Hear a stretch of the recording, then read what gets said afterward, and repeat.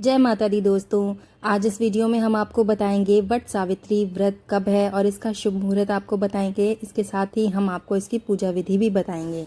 तो चलिए वीडियो को शुरू करते हैं। वीडियो शुरू करने से पहले अगर आपने हमारा चैनल सब्सक्राइब नहीं किया है तो प्लीज़ कर लीजिए और बेल आइकन प्रेस कर दीजिएगा ताकि आपको हमारे आने वाले सारे वीडियोज़ समय पर मिलते रहें।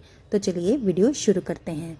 वट सावित्री का व्रत जेठ मास की अमावस्या को रखा जाता है, जबकि कहीं कहीं पे ये व्रत जेठ मास की पूर्णिमा को भी रखा जाता है। दोनों ही व्रत समान होते हैं, इनकी पूजा विधि भी समान होती है। ये व्रत अपने पति की लंबी आयु के लिए रखा जाता है, अखंड सौभाग्य की प्राप्ति के लिए रखा जाता है। इस व्रत को रखने से संतान की आयु भी लंबी होती है।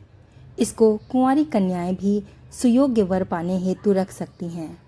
इस व्रत में वट वृक्ष यानी कि बरगद के पेड़ की पूजा की जाती है और सत्यवान और सावित्री की कथा सुनी जाती है। इसमें महिलाएं निर्जला व्रत रखती हैं और पूजा करने के बाद कुछ महिलाएं इस व्रत को खोल देती हैं, पर कुछ महिलाएं पूरे दिन के लिए उपवास रखती हैं। आइए जान लेते हैं कि साल 2024 में वट सावित्री का व्रत कब रखा जाएगा। जेठ मास की अमावस्या तिथि प्रारंभ हो रही है 5 जून 2024 दिन बुधवार शाम 7:56 पर और अमावस्या की तिथि समाप्त हो रही है 6 जून 2024 दिन गुरुवार शाम 6:08 पर। तो वट सावित्री का जो व्रत है वो 6 जून 2024 दिन गुरुवार को रखा जाएगा।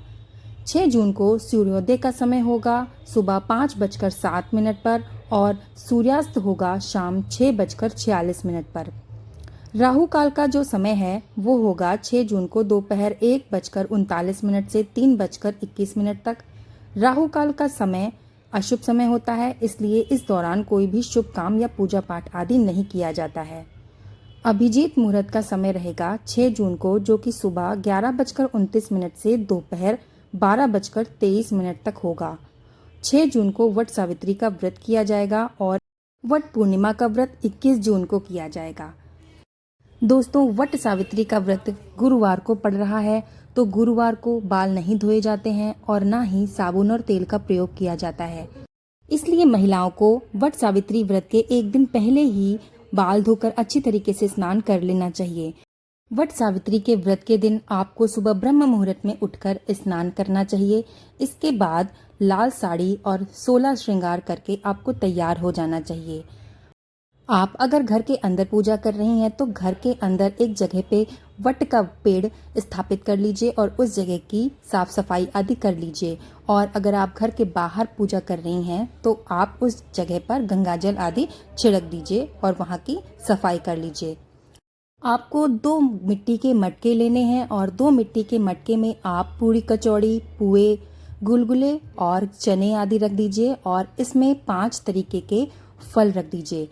फल में आप खरबूजे, बैंगन, कच्चे आम आदि रख सकते हैं। जो भी आपके यहाँ रखे जाते हैं आप वो अपने इच्छा अनुसार रख सकते हैं। इसके बाद बरगद के पेड़ के स्थान पर बैठ जाइए और वट वृक्ष में जल और कच्चा दूध अर्पित कीजिए। इस दौरान चावल के आटे का पीठा वट वृक्ष के पत्ते या फिर उनकी डालियों पर लगाइए। इसके बाद आप रोली, अक्षत, पान, फल, सुपारी, फूल, बताशे आदि पूजन की सामग्री चढ़ाइए। कच्चे सूत को लपेटते हुए बरगद की पेड़ की 108 बार या कम से कम 7 बार परिक्रमा कीजिए। इसके बाद आप हाथ में भीगा हुआ चना लेकर सत्यवान और सावित्री की कथा सुने। फिर भीगा चना, कुछ धन और वस्त्र अपनी सास को देकर उनका आशीर्वाद लें। अगर आपकी सास नहीं है तो आप किसी को भी ये अपने पड़ोस में या अपनी जेठानी को भी दे सकते हैं और उनका आशीर्वाद ले सकते हैं। बस वो आपसे बड़ा होना चाहिए। इसके बाद वट वृक्ष की कोपल खाकर उपवास समाप्त करें। वट वृक्ष को एक देव वृक्ष माना जाता है। ऐसा कहा जाता है कि ब्रह्मा, विष्णु, महेश और सावित्री भी वट वृक्ष में रहते हैं। प्रलय के अंत में श्री कृष्ण जी भी इसी वृक्ष के पत्ते पर प्रकट हुए थे। तुलसीदास ने वट वृक्ष को तीर्थराज छत्र कहा है। ये वृक्ष न केवल अत्यंत पवित्र है बल्कि काफी दीर्घायु देने वाला भी है। लंबी आयु, शक्ति, धार्मिक महत्व को ध्यान में रखकर इस वृक्ष की पूजा होती है। आज का वीडियो यहीं पर समाप्त होता है। धन्यवाद।